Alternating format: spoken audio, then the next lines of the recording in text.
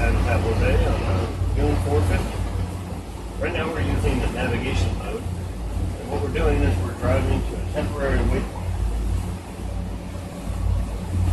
The autopilot's engaged, and I know I'm in navigation mode by the end shown up here in the upper bar. If I wanted to set up a route to follow,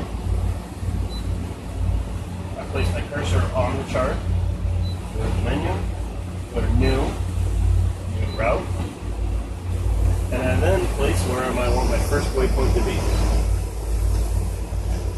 Then I place my second, third,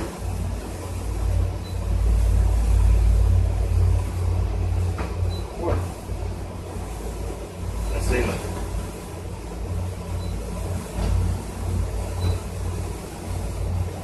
Now I want to use the autopilot to drive to that route.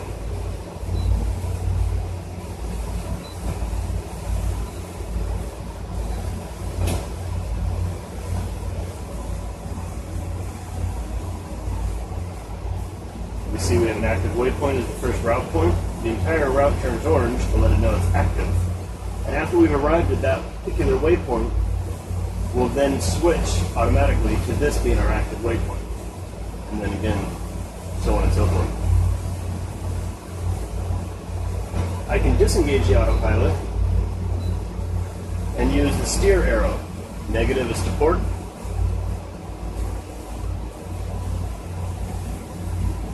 Positive is to starboard.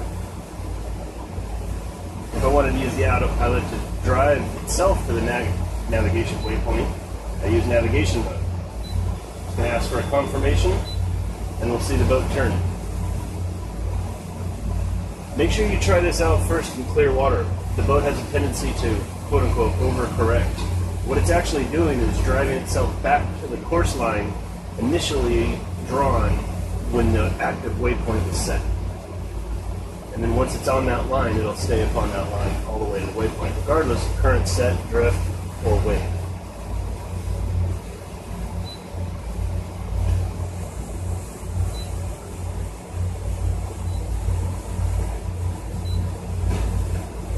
You see there's a wreck there. 34-foot sailing boat, always underwater and always submerged.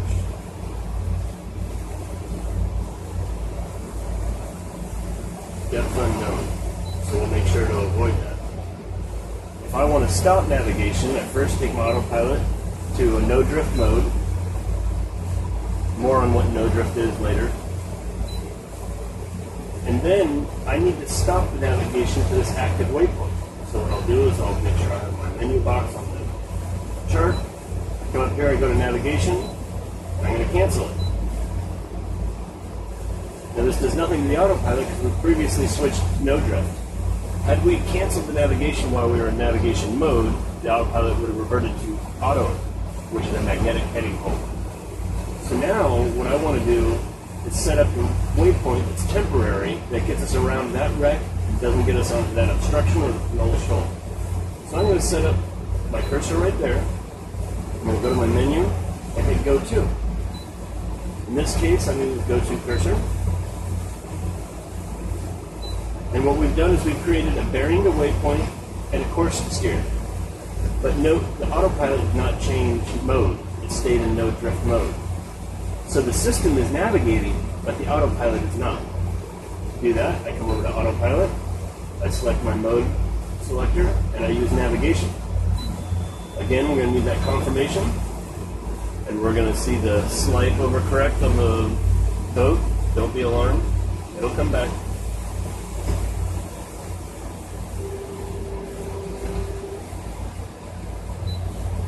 Now we see we have an active waypoint. This particular one is temporary, and we know that because we set it with the cursor.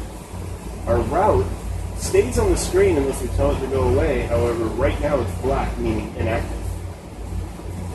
After we've arrived at this active temporary waypoint, it'll tell us we've reached our destination.